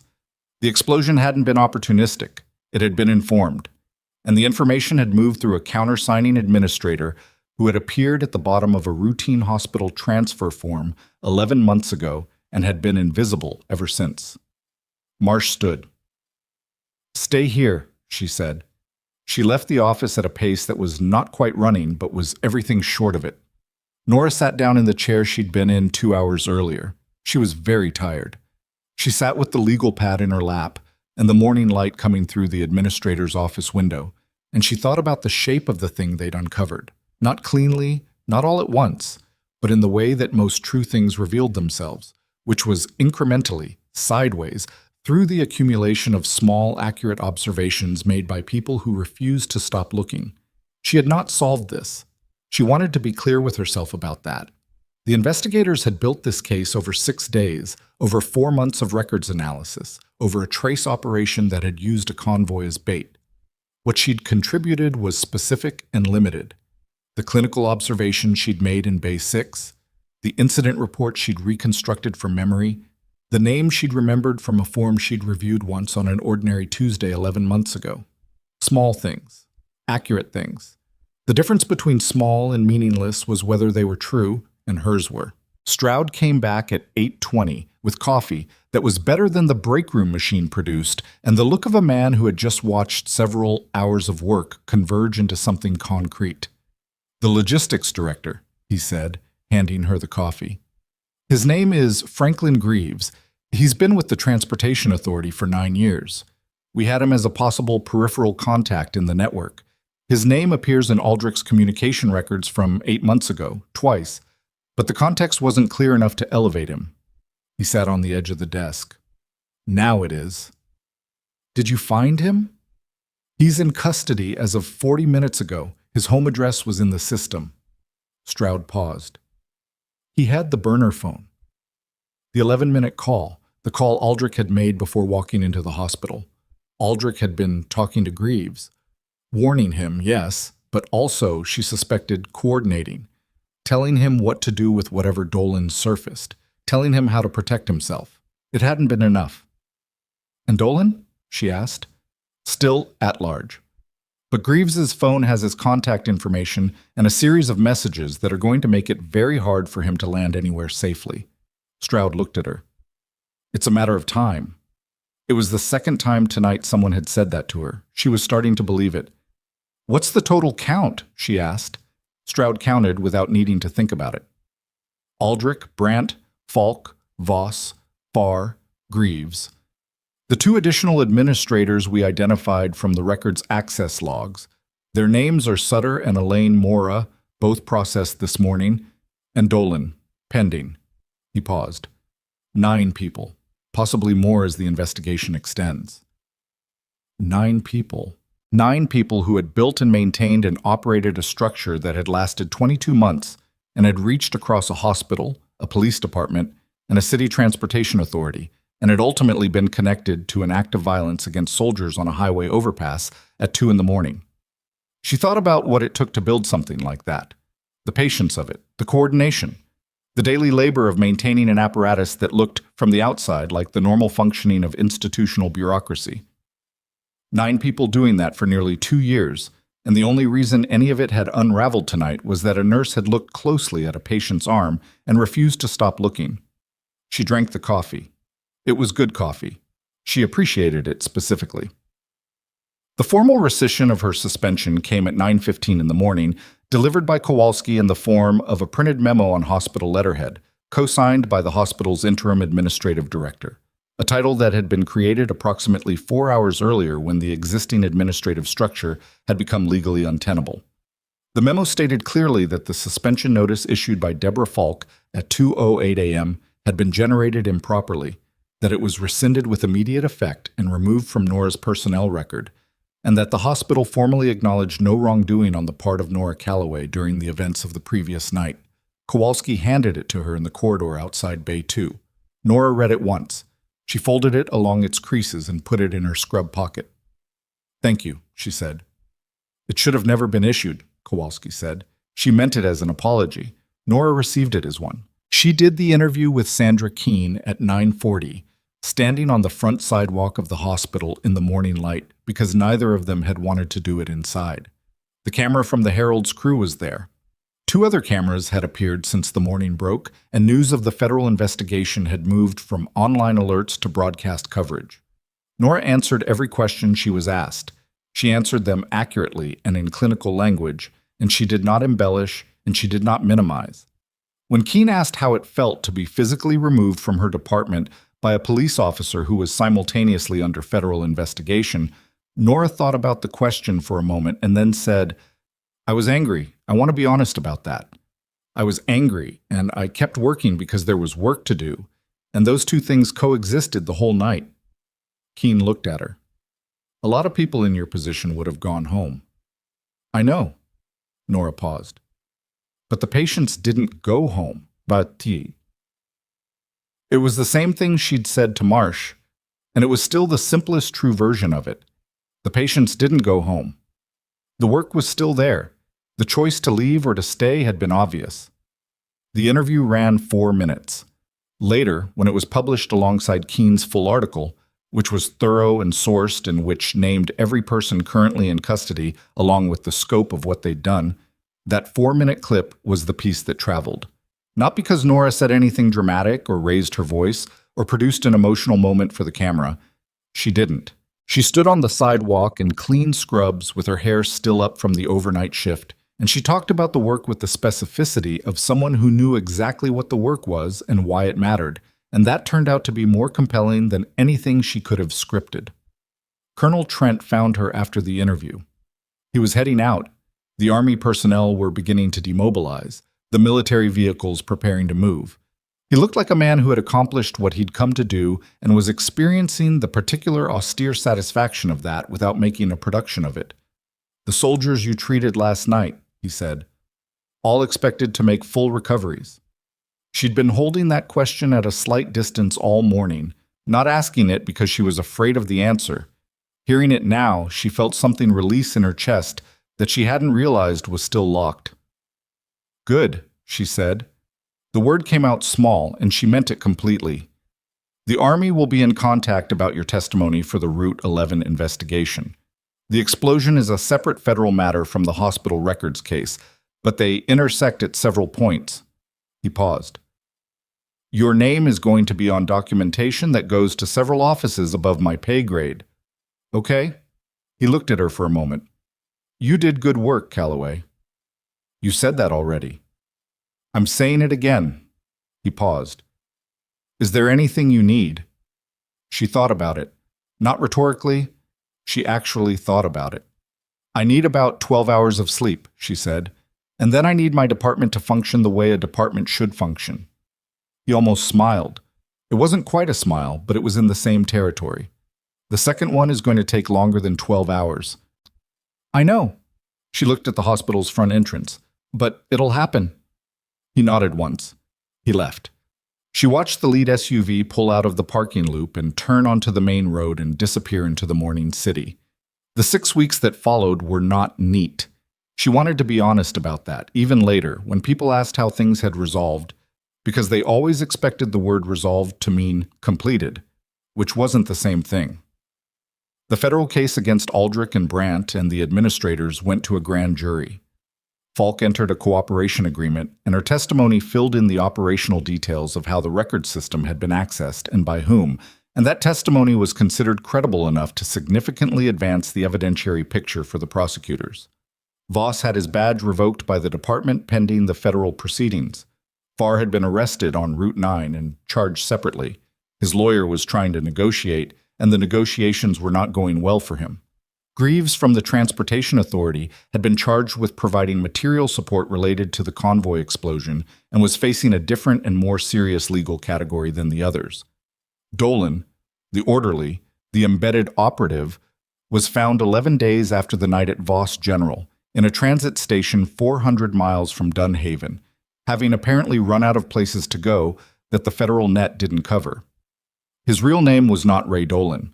The investigation into who had placed him and on whose operational authority was ongoing, and by the time Nora was informed of the arrest, had already generated a separate case file. Nora gave her formal recorded statement to the investigators on the second day. She gave it again with additional detail on the 8th day when the Greaves connection required her to reconstruct the March transfer record in more specific terms. She spent a total of 14 hours in federal interview rooms across those 6 weeks, and she answered every question with the same deliberate accuracy she'd brought to the legal pad at 4 a.m, and the investigators stopped looking at her with evaluating uncertainty, somewhere around the 5th hour, and started looking at her the way you looked at someone you trusted. Garrett Lowe, the arrest in Bay 6, the patient who had started all of this in practical terms, gave a statement to federal investigators that corroborated Nora's clinical observations and added detail about what had occurred during his transport to the hospital. His statement was one of 7 from individuals who had been brought into Voss General in police custody over the previous 18 months, whose medical records showed patterns inconsistent with self-injury or arrest-related trauma. All 7 cases were being reviewed. Petra Swanson's incident report from the previous year, the one that had received a form letter and nothing else, was recovered in its original form from a backup server the investigators had located off-site. It said exactly what Petra had said it would say. It was now part of the evidentiary record. The emergency department at Voss General got 3 new nurses in the following month, filling the staffing gap that had been quietly maintained by administrative decisions Brandt had influenced. Kowalski restructured the shift distribution in a way that Falk had apparently blocked for 2 years, on the grounds that it was a budget concern, and the budget turned out to be fine. The incident reporting system was audited and then rebuilt by a compliance firm brought in specifically for the purpose, with oversight protocols that made the kind of selective alteration that had been occurring technically impossible without generating an automatic flag. Nora watched all of this from the position she'd been in all along, inside the department, working her shifts, doing the work. She was not given a management role. Nobody offered her one, which she suspected was partly because they understood she didn't want one, and partly because the administrative infrastructure was still being reorganized and titles were complicated. She did not ask for one. She was a nurse. That was the thing she was good at and the thing that needed doing. She was not a person who had been secretly extraordinary all along and finally revealed. She had been exactly who she'd always been, someone trained to make accurate observations under pressure and to keep making them when the environment made it inconvenient to do so. That was not specialness. That was discipline. The distinction mattered to her because if it was discipline, then it was available to anyone willing to develop it, and that meant the outcome of this night was not a story about an exceptional individual, but about what happened when ordinary competence refused to be erased. She thought about that on a Tuesday morning in October, 8 weeks after the night that Voss General became the kind of story that ran in national outlets and got referenced in discussions of institutional accountability in hospitals. She was in the same ambulance bay, same railing.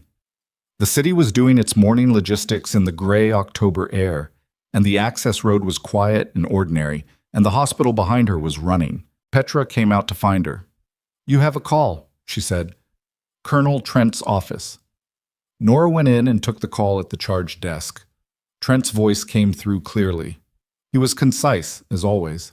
The Army's emergency medical training program, the one that worked with civilian trauma teams, had a curriculum review underway, and they wanted someone who could speak from both sides of that boundary, someone who had done battlefield trauma medicine and then spent years doing civilian emergency care, someone who understood what the two systems could learn from each other. He didn't frame it as an offer so much as a question. "Would you be interested?" She thought about it for longer than she needed to, which told her she'd already known the answer. "Yes," she said, "I would." She hung up the phone. She stood at the charge desk for a moment, looking at the department. The morning shift was running around her. Patients coming in, assessments being made, the ordinary urgent work of a place that existed specifically to handle whatever arrived at its doors. Tomas Vega was in Bay 2. A new nurse named Jessamine Park was doing her first solo intake at the station, and she was nervous in a way that was visible but not disabling, and she was doing fine. Nora watched her for a moment. She thought about being 29 and working a shift where the environment turned hostile, and the decision was leave or stay and do the work. She thought about what it cost to stay. She thought about what it cost to leave. The honest version of the story. Not the one that got told in the national coverage, not the one with the clean arc of exposed corruption and institutional accountability, but the real version was that it had not felt like strength in the moment. Standing against the wall in that corridor with the clipboard on the floor and every eye in the department watching, she had not felt powerful or resolved or certain. She had felt humiliated, and she had felt angry, and she had felt, underneath both of those, the specific cold fear of someone who understands that the institution they work inside has just revealed that it does not protect them. Those feelings had been real. She had carried them through every hour of that night. They had not prevented her from doing the work. That was the thing nobody said clearly enough. You were allowed to be afraid. You were allowed to be furious. You were allowed to feel every ounce of how wrong the situation was. And then you did the work anyway, because the work was the answer, and the only answer, and the most powerful answer available. Because people who tried to erase you did not count on the fact that accurate work created its own record, and accurate records properly maintained outlasted every falsification. She had written down what she saw. She had remembered what she'd written.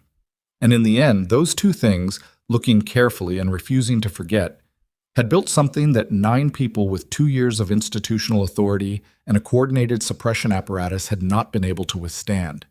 She wasn't extraordinary. She was just someone who hadn't stopped. Jessamine Park finished her intake. She looked up from the chart with the slightly stunned expression of someone who had just discovered they could do the thing they'd been afraid they couldn't do. She looked at Nora across the department. Nora nodded once. Jessamine nodded back. Then she moved to her next patient, because there was always a next patient, and the work continued, and that was exactly how it was supposed to be.